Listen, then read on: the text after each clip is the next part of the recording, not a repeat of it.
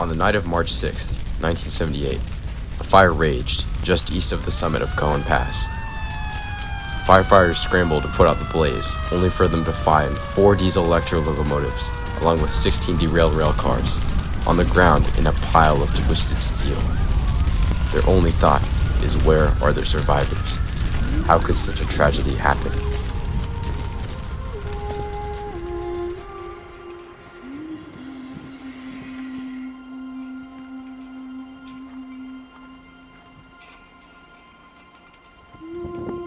Throughout time, railroaders all over have acknowledged the fact that their job is very dangerous. Every day, these men and women leave their homes not knowing if they will come home. In Southern California, the Cajon Pass is one of the most dangerous stretches of track in the United States. Many know about the 1996, 1994, and 1989 derailments. But another derailment has seemed to fade into obscurity. The memories of these brave railroaders aboard that train have been left to disappear. Until now.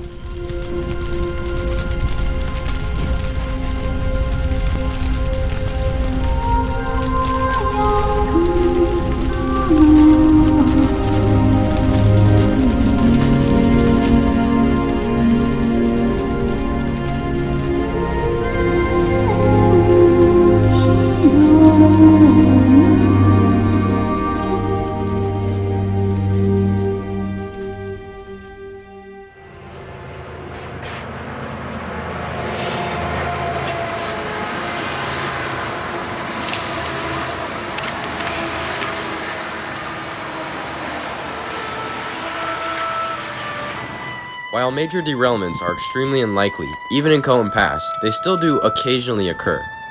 The last major rail derailment in Cajon Pass occurred in 1996, with that derailment being the final straw before new extreme safety regulations were put in place.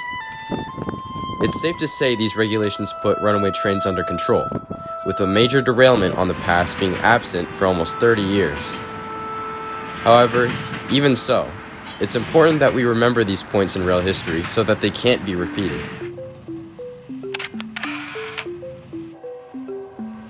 On March 6, 1978, Train 3282 traveled through San Bernardino, California, with the final destination of the eastern United States. The train was a loaded autorack train, carrying a variety of different types of brand new cars for the time. The consist included of 4 locomotives, SD40-2 5037, SD45 5610, SD40-2 5011, and U30C 8763. The train had a crew of 2, yet 2 off-duty ATSF personnel were deadheading in the 3rd and 4th locomotives. The journey up Cajon Pass went smoothly. However, once the train crested summit at 4 p.m., tragedy struck.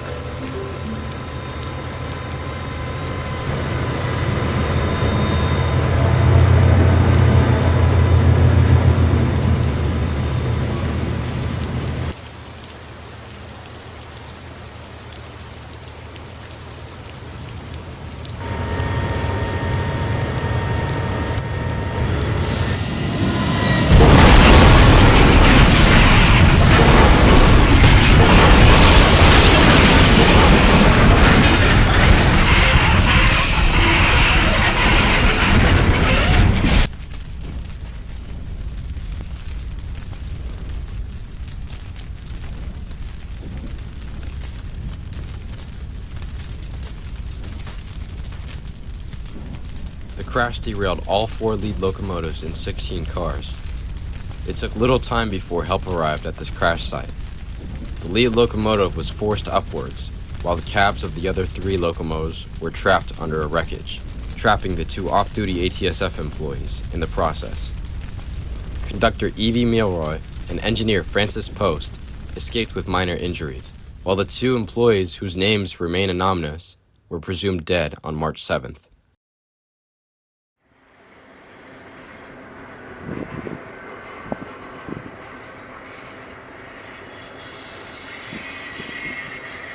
This tragedy begs the question, what could have been done differently to prevent this?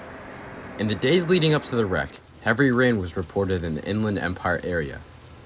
This rain loosened the ground beneath the tracks, washing out the right-of-way, leaving only rails suspended in the air. It's hard to say truly how this could have been avoided. Unlike the 3 other major Cajon Pass wrecks, this wreck was not a runaway. Things like a stronger track bed, maintenance of way crews working around the clock, could have theoretically prevented a wreck. But in the end, it's hard to be sure. What somewhat bothers me is the lack of a memorial for the crew of this train. The railroaders on that train deserve to be remembered for their service on the ATSF.